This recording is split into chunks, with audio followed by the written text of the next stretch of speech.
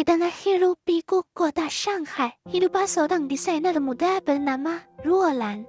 Dia dikenal sebagai pribadi yang tajin, lembut, dan selalu mendahulukan kepentingan orang lain. Selama 3 tahun terakhir, Ruolan menjalin hubungan dengan Zhou Tian, seorang pria ambisius yang sedang mati mission membangun karyanya. Bagi Ruolan, cinta adalah tentang saling mendukung tanpa pamrih. Dengan tulus, ia menunda mimpinya untuk membuka studio desain sendiri, hanya demi membantu Gaudian meraih promosi yang begitu didambakannya. Ia mencurahkan waktunya, tenaganya, bahkan idenya untuk sang kekasih. Namun, dunia tidak selalu membalas kebaikan dengan kebaikan yang sama. Suatu malam, Ruolan memutuskan untuk membeli kejutan pada Gaudian. Dengan membawa sekotak makan malam favoritnya, ia datang ke gedung kantor Gaudian yang menjulang tinggi. Dia berjalan menyusuri lorong yang sepi, menuju ruang rapat kecil tempat Gaudian sering bekerja lembur hingga larut. Tangannya sudah terangkat, siap untuk mengetuk pintu kaca ruangan itu. Tapi sebelum jarinya menyentuh permukaan dingin itu, sebuah suara perempuan terdengar dari dalam. Kalau Ruolan tahu hubungan kita. Bagaimana? Suara itu terdengar manja dan sedikit khawatir. Kemudian, suara yang sangat dia kenal, suara Gaudian, menjawab dengan santai. Tenang, dia itu terlalu baik untuk curiga. Dek, waktu seakan berhenti berputar. Udara di sekitar Ruolan terasa menipis. Ia mematung di depan pintu. Kotak makan malam di tangannya terasa begitu berat. Ia tidak masuk. Ia tidak berteriak. Ia tidak menangis. Ia hanya mengerti. Selama ini, ia merasa sedang menjaga sebuah hubungan. Padahal nyatanya, ia menjaganya sendirian tanpa menciptakan drama sedikit pun. Ruolan berbalik, langkahnya terasa ringan. Anehnya, meski hatinya hancur berkeping-keping, malam itu juga ia mengirimkan sebuah pesan singkat kepada Gaudian.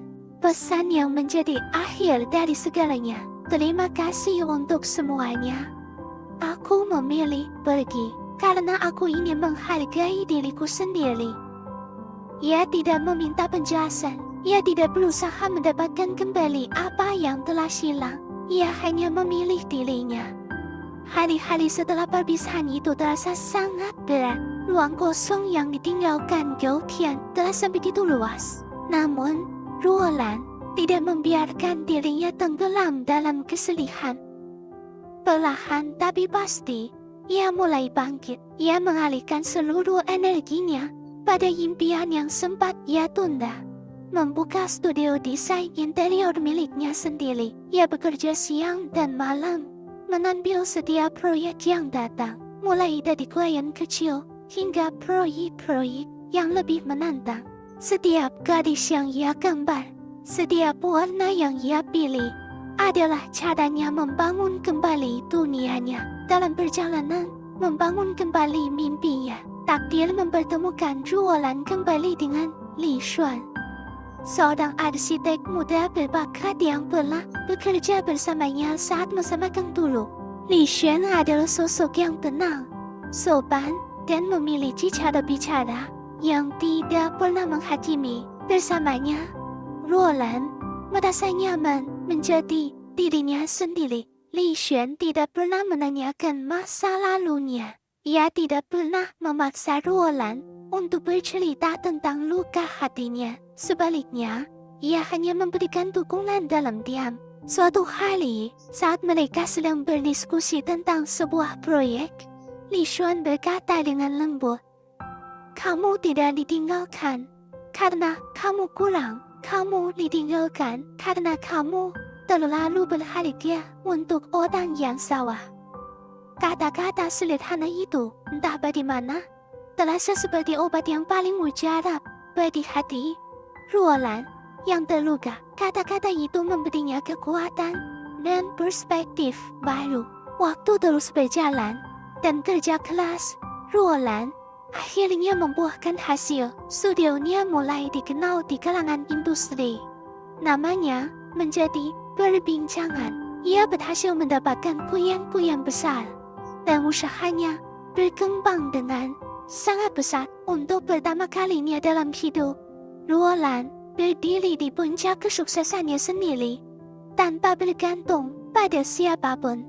Ia menjadi bukti hidup bahwa seorang perempuan bisa bersinar terang dengan kekuatannya sendiri. Suatu siang yang cerah di sebuah kafe yang ramai, takdir kembali mempermainkannya. Secara tidak sengaja, Roland bertemu dengan Gautier. Pria itu tampak terkejut melihatnya dan sedikit canggung. Ia terlihat berbeda, tidak lagi sepercaya diri dulu. "Lan, kita bisa bicara?" tanyanya dengan suara lagu. Roland hanya tersenyum sopan.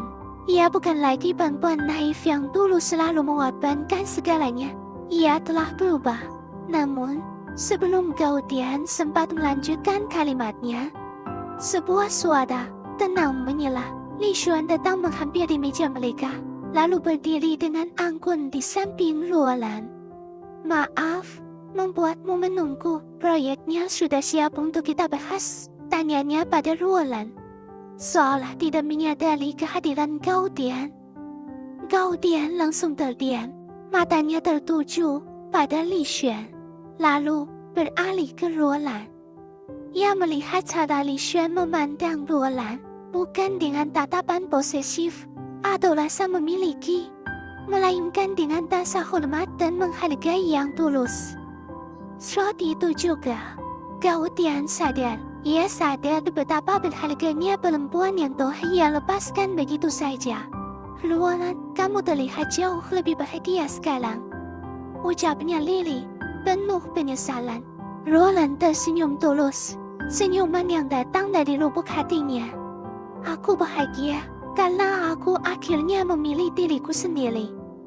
Ia kemudian bangkit, berjalan bersama Li Xuan, meninggalkan masa lalunya di kafe itu tanpa sedikit pun rasa penyesalan. Di perjalanan pulang, di tengah keheningan yang nyaman, Li Xuan berkata pelan, seolah takut memecah suasana, "Kalau kamu belum siap membuka hati, aku bisa menunggu." Roland menoleh, menatap pria di sampingnya. Pria yang tidak pernah memaksa, pria yang selalu mendukungnya dari jauh, bahkan saat ia tidak menyadarinya. Dan untuk pertama kalinya setelah sekian lama, hatinya terasa hangat. Ia tersenyum. "Aku siap kalau bersama seseorang yang menghargai aku." Li Xuan menatapnya balik. Matanya yang lembut kini dipenuhi ketulusan yang meluap. Hari itu, Roland menyadari sebuah kebenaran penting dalam hidup. Terkadang, seseorang memang harus kehilangan orang yang salah untuk akhirnya bisa bertemu dengan seseorang yang tepat. Dan yang lebih penting dari itu semua, dalam perjalanannya, ia akhirnya berhasil menemukan kembali dirinya sendiri. Terima kasih sudah menonton. Jika kamu suka cerita seperti ini, tentang disakiti, bangkit, dan menemukan cinta yang tepat, jangan lupa like, komentar, dan subscribe. Dukungan kamu sangat berarti untuk aku.